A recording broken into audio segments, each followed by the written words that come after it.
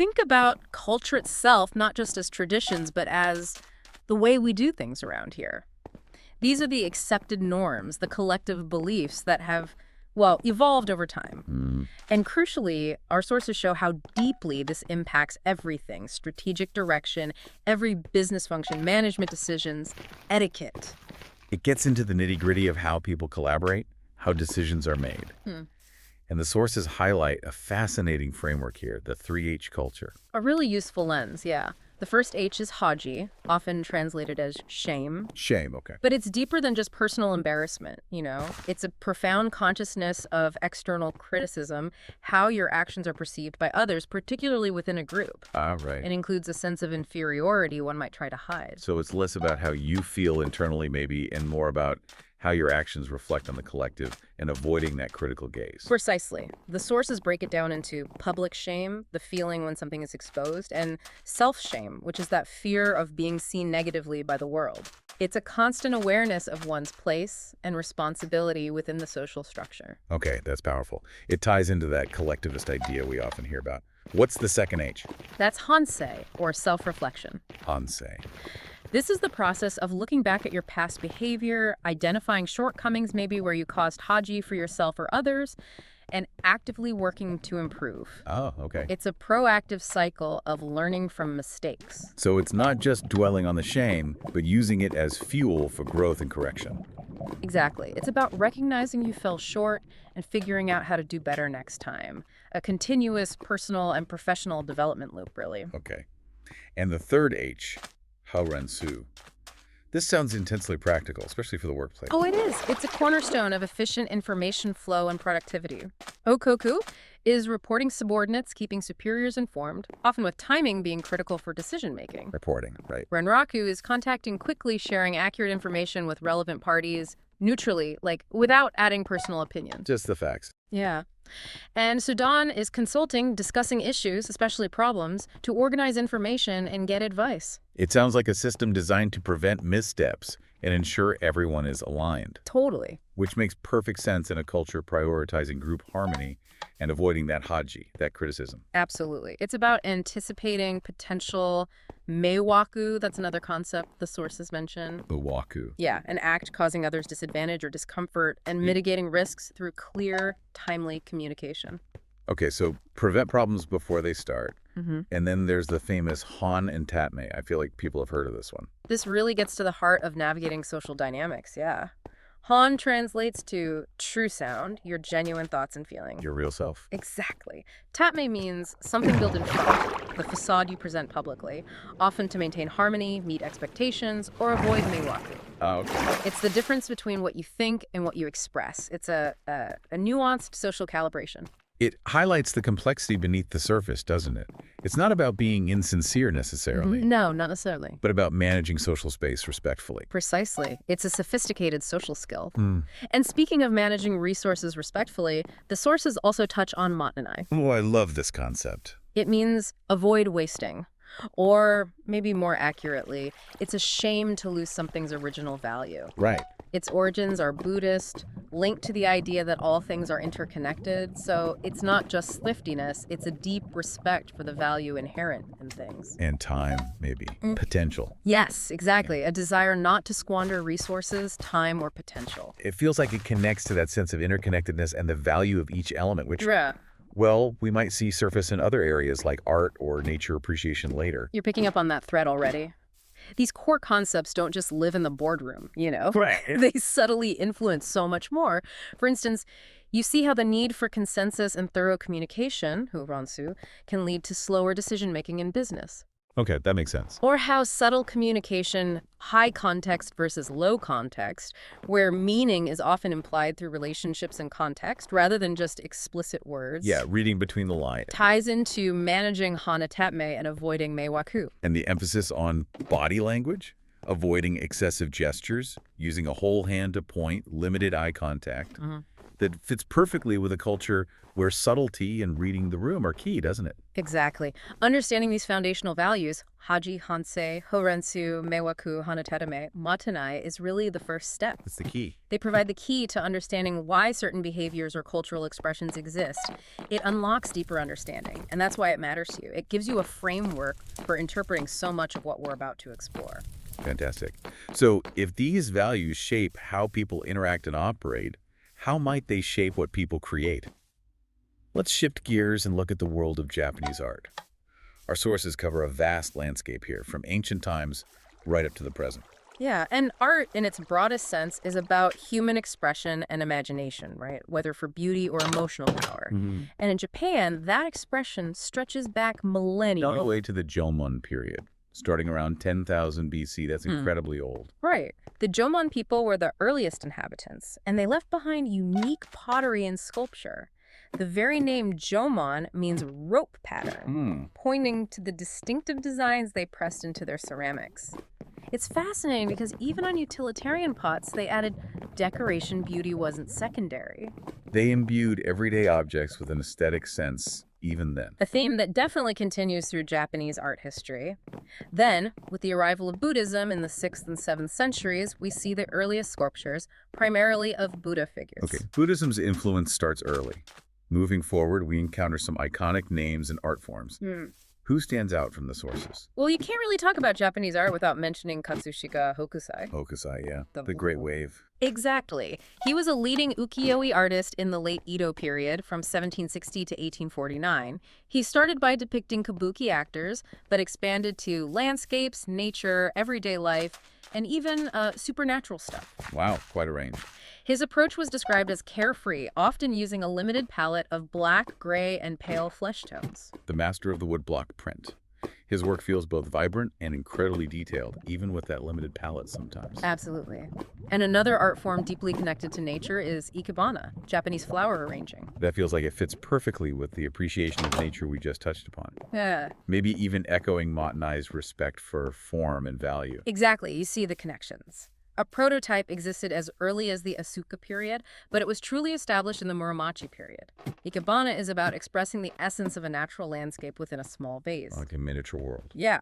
The sources emphasize its connection to harmony with nature, representing mountains, water, branches, flowers, and suggesting the refinement of this sensibility was fostered by Japan's distinct four seasons and celebrated in classical poetry collections like the Manyoshu and Koken Wakashu. So art influencing poetry, poetry influencing art, all rooted in the natural world.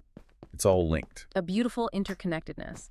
And then, on the other end of the spectrum, perhaps one of the most accessible and delightful forms of modern Japanese art, the deko-ben or chara-ben. The character bento boxes, my kids would love those. Yes. Creating these incredibly detailed, colorful lunchboxes shaped like characters or motifs. The sources frame this not just as cute food, but as a way for mothers to encourage children to eat healthily. Ah, practical too. And to express love and creativity in an everyday context. It elevates a simple lunchbox into a small, temporary work of art.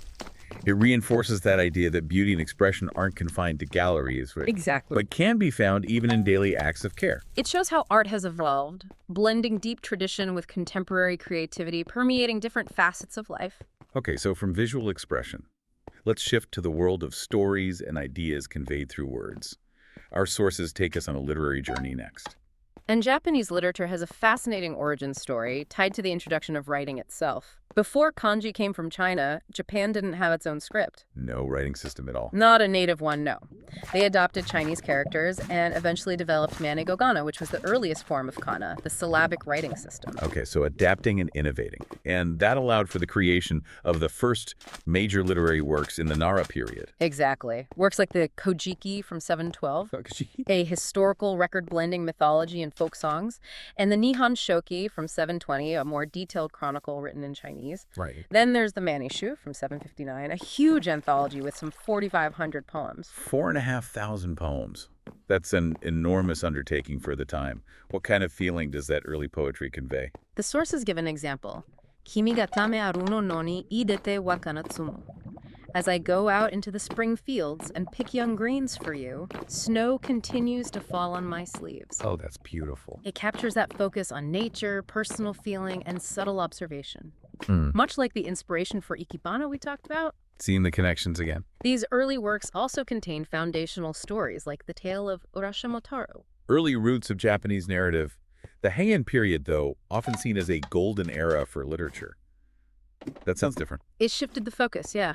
Literature centered around the cultural elite, the court nobles and monks. Okay. Poetry became highly elegant, sophisticated, almost a performative expression of emotion using rhetorical style. Editing poetry anthologies was a favored pastime, and they standardized the Japanese syllabary during this time, too. What were some key works from that courtly world? The sources mention The Pillow Book by Sei Shonagon from the 990s, Ah, yes. Sei Shonagon. a collection of essays and observations about court life. Her contemporary and rival was Murasaki Shikibu, author of The Tale of Genji, though Genji isn't specifically detailed here. Wait. There's also Konjaku Monogatari-shu, a vast collection of tales from across Asia, India, China, Japan. Wow. And perhaps most surprisingly for the time, The Tale of the Bamboo Cutter from the 10th century, The Bamboo Cutter. which some consider an early example of proto-science fiction. Proto-science fiction from the 10th century. That's one of those surprising nuggets. It shows how early and diverse the imagination was. Absolutely. Jumping way ahead now to the Meiji period. Yeah. The landscape changes again. This was a time of rapid modernization and opening to the West. And literature reflects that, adapting Western forms. Yes, figures like Natsu Soseki were instrumental. His humorous novel, I Am a Cat, 1905, narrated by a cat, is famous, I Am a Cat, yeah. as are Batcha, 1906, and Kokoro, 1914. The sources mention him alongside Morigai and Shiga Naoya, who is called the god of the novel, as pivotal in this era. God of the novel. We also see Rinosuke Akutagawa, known for his historical short stories like Rashomon. We'll come back to Rashomon. And the sources highlight someone who directly addressed the changing country. Fukuzawa Yukichi. Yes, in the early Meiji period, he wrote Enlightenment literature that really pushed for change. The sources say he declared values like freedom, independence, and equality. Which were new ideas. Revolutionary ideas then, yeah. He challenged the feudal obedience system, arguing status should be based on scholarship and insight, not birth, aiming to shift consciousness towards modern state citizenship. So literature actively shaping the new nation there. What about contemporary literature? The sources point to authors like Banana Yoshimoto, born in 1964. Her style, seen in novels like Kitchen, 1988, is said to capture the exhaustion of young Japanese and how difficult experiences shape lives. Relatable themes. And then there's Haruki Murakami. Widely read globally. The sources give a specific glimpse into Norwegian wood. They paint the opening scene vividly. 37-year-old Toru Watanabe landing in Hamburg, hearing the Beatles song overcome by loss and nostalgia, flashing back to the 1960s. Ah, that feeling. They detail his relationship with Kizuki and Naoko and the devastating impact of Kizuki's suicide at 17. It touches on themes of death's influence and the feeling of a lost part of oneself. That kind of detail really draws you into the story's emotional core. The sources also dig into Soseki's Kokoro, which you mentioned earlier. Yes, Kokoro, meaning heart. It explores the complex relationships between the protagonist, Watashi, Sensei, and Sensei's wife across 3 parts. Okay. The sources note its themes of mystery, the atmosphere of the late Meiji period's end, and the intertwined nature of money, life, love, and even the idea of love as a sin, alongside a pervasive distrust of people. Heavy themes reflecting a period of intense change and uncertainty. Absolutely. It shows literature grappling with the human condition amidst societal upheaval.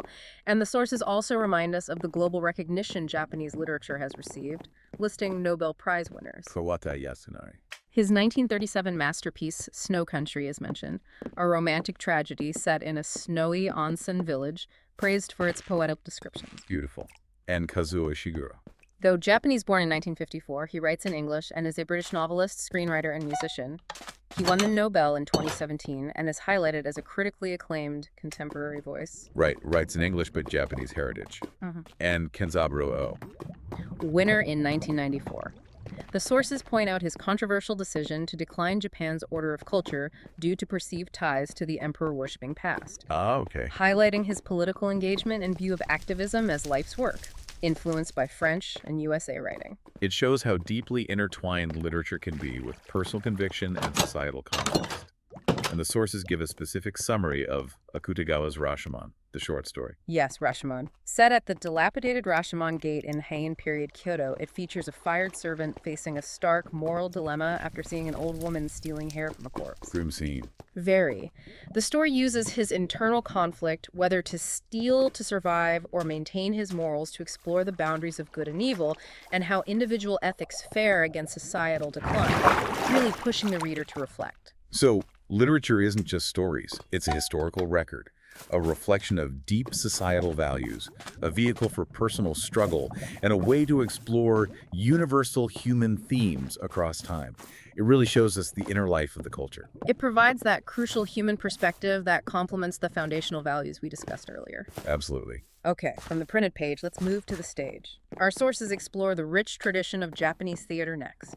Japanese theater is incredibly varied, with forms dating back centuries. Yeah. No theater, for instance, emerged in the 14th century. 14th century, wow. Developed by figures like Kanami and Zeimi from earlier performance styles. What makes No so distinct? It always looks so iconic. It's highly stylized and symbolic. The sources detail the use of masks to convey emotion, elaborate costumes indicating role and status. So the masks are incredible. And haunting music from traditional instruments and unique vocal chanting. Every movement is deliberate and symbolic. The choreography slow and precise, creating a deeply contemplative experience. It sounds almost ritualistic. The sources list several types of theater. Yes, No and Kijin, Kabuki, Bunraku, which is puppet theater, and Takarazuka. Okay, tell us more about No and its partner, Kijin. No scripts date back to the 15th century. It was often a spiritual drama incorporating Buddhist and Shinto symbolism, frequently featuring supernatural beings and drawing from classical tales. Mythic stories. Right. Kijin is its comic counterpart, dating back about 650 years. It's farcical and uses slapstick, serving as a bridge between No's theological themes and the everyday world. So they were often performed together, like one serious, one funny. Yes, typically in a series, alternating No and Kijin plays, with Kijin acting as lively interludes. While No was often for the elite, Kijin brought it closer to common audiences. Interesting pairing. The sources note No's significant cultural influence on other arts and its role in promoting traditional values. It's recognized as an intangible cultural heritage. What exactly does that term mean? Intangible cultural heritage. The sources define intangible cultural heritage as practices, expressions, knowledge, and skills that communities value as part of their heritage, passed down through generations. Okay. It's living heritage, including things like oral traditions, performing arts, social practices, and traditional crafts. No is a prime example. A living, evolving tradition. Got it. What about Bunraku, the puppet theater? Bunraku, or ninjujururi, originated in Osaka in the 16th century and is still performed. What's remarkable is the puppetry 3 operators control each puppet. 3 people for 1 puppet. Yes. Though they're often covered in black, their faces might be shown in key moments. The narrator, the taiyu, is essential, voicing all characters and describing the scene, accompanied by shamisen music. 3 people for 1 puppet. That requires incredible skill and coordination. Another echo, maybe, of that collaborative precision we saw in Huronsu. It certainly does. It's amazing to watch. And then there's Kabuki. Which has a very different energy, right? Much more dynamic, colorful. Very different. It started in 1603 with Izumo no Okuni and her female troupe in Kyoto. It was a new, popular dance drama style. Started by women. Initially, yes, women played all roles, but they were banned in 1629, leading to its development into the all-male form we know today. It peaked in the mid-18th century, known for its heavily styled performances. And it had the different play categories, the sources said. Yes, Chidaimono, historical plays, often set before the Sengoku period. Sewamono, more domestic or everyday life stories post-Sengoku. And Shosegoto, dance pieces. So it ranged from epic history to intimate drama, all within that distinctive kabuki style. Exactly. Finally, a most modern form mentioned, Takarazuka. Takarazuka, okay. Founded in 1913, this is an all-female musical theater troupe based in Haisho Prefecture. They perform lavish Broadway-style productions with women playing all roles. All roles, male and female. Yes. They adapt everything from Western musicals and films to Japanese folk tales and shoujo manga. The sources note their mask style is different from No, naturally. So Japanese theater offers a stunning spectrum from the ancient symbolic no to the intricate puppetry of bunraku, the dynamic stylized kabuki, and the modern all-female spectacle of Takarazuka. Yeah, quite a range. It shows how tradition is preserved, reinvented, and continues to express creativity across centuries, reflecting historical shifts along the way. It's a powerful example of living cultural heritage in action. Definitely. Now let's look at physical discipline and competition through the lens of Japanese sports. The sources highlight the concept of do. What's that about? Do literally means the road or the way. It's a concept central to many traditional Japanese disciplines, not just physical ones. Okay. It represents pursuing personal growth through that particular practice, aiming for mastery and self-improvement beyond just the technical skill or, winning. So disciplines like kendo, the way of the sword, judo, the gentle way, but also sadu, tea ceremony, Yeah. kadu, ikebana, which we discussed, and shode calligraphy. The way is the key. Exactly. Take kendo. The sources define it as inheriting and passing down tangible things like swords and bamboo swords, but also intangible achievements, the forms, kata, the training methods, the spirituality of Bushido. Right. The core purpose is this inheritance and continuation of the way, with competing and enjoying being, secondary purposes. That emphasis on the process and heritage over just the outcome is fascinating. What about judo, gentle way? Created by Kanan Jigor in 1882, judo is a modern, unarmed sport that became Olympic in 1964. It's jacket wrestling, aiming to throw, pin, or submit an opponent. Okay. While competitive, it also incorporates traditional forms, kata, that includes strikes and weapons practice, connecting it back to older martial traditions. It's not just sport. Got it. And a sport with particularly ancient roots and a striking visual element is yabusame. Mounted archery, yeah. Very cool to see. An archer on a galloping horse shoots at 3 targets with special turnip-headed arrows. Turnip-headed arrows. Yeah. Its origins are military in the Kamakura period. Minamoto no Yoritomo initiated it to improve samurai archery skills. The sources even mention a pretty dramatic historical detail. Oh, Archers who performed poorly were sometimes commanded to commit seppuku. wow. High-stakes training. That really underscores how crucial these skills were considered. Absolutely. It was about maintaining military readiness. Today, you can see it performed as a ritual at places like Tsurugoka Hachimangu in Kamakura or Shimogamo Shrine in Kyoto. Incredible. And finally, Japan's national sport. Sumo. Sumo. Wrestling governed by the Japan Sumo Association.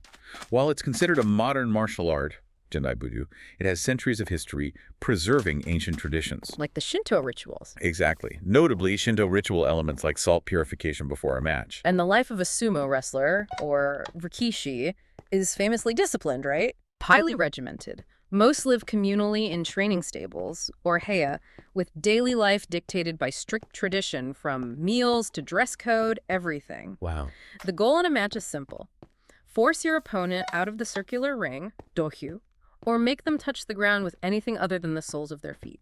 Wrestlers push, toss, strike, try to outwit each other. The history goes back incredibly far, doesn't it? Yeah. Like beyond samurai time. Way back. The sources say prehistoric wall paintings suggest it came from agricultural ritual dances for a good harvest. Ritual dances. The earliest mention is in the Kojiki from 712, describing a wrestling match between kami gods or spirits deciding possession of the islands. Whoa. It was even temporarily banned in Edo cities, but allowed for charity purposes at Shinto shrines, highlighting its deep connection to spirituality and community. It's a physical pursuit wrapped in layers and layers of history, ritual, and discipline. Exactly. It's not just a sport, it's a continuation of ancient practices, embodying deep cultural values. Though the sources also mention baseball is hugely popular today, I gotta mention baseball. showing that embrace of global sports as well. So, looking at these sports through the lens of do, tradition, and ritual, you see how profoundly ingrained values like discipline, respect for heritage, and striving for self-perfection are woven into physical activity. Yeah. It's another powerful example of the interconnectedness of Japanese culture. It truly brings together many of the threads we've pulled today, from those core values onwards. Wow. Okay. We've covered so much ground in this deep dive into Japanese culture. For those foundational values like Haji and Matanai, the shape, interactions, and perspectives, Right, the 3 H's on a tetme. through the incredible evolution of art, From Jomon pottery to character bentos, a literary landscape stretching from ancient myths and poetry to modern novels grappling with societal shifts and the human heart. Soseki Murakami, Kawabata. A theatrical world preserving ancient forms like Noh while embracing modern spectacle like Takarazuka. And finally, the deeply traditional and disciplined realm of sports, seen through the concept of the way, do. We've pulled out specific concepts, names, dates, and details. The Hanatarame dynamic, the specific works of Soseki or Akutagawa, the unique elements of No or Bunraku, the historical origins of Yagusame or sumo. Yeah. Hopefully this deep dive didn't just give you information, but those aha moments where you saw how these seemingly separate pieces connect back to a core cultural fabric. It really underscores that interconnectedness. So here's something to reflect on after this deep dive, maybe something to mull over. Yeah. How do the deeply ingrained values of a culture, whether consciously held or not, quietly manifest and shape everything, from the most formal business meeting to the most playful art form? From ancient literature to modern sport, how does understanding those root values change how you see the culture as a whole, and maybe even how you see your own? That's a great takeaway thought. It's a connection that runs through time and across all areas of life. That's it for this deep dive. We hope you enjoyed exploring this fascinating topic with us.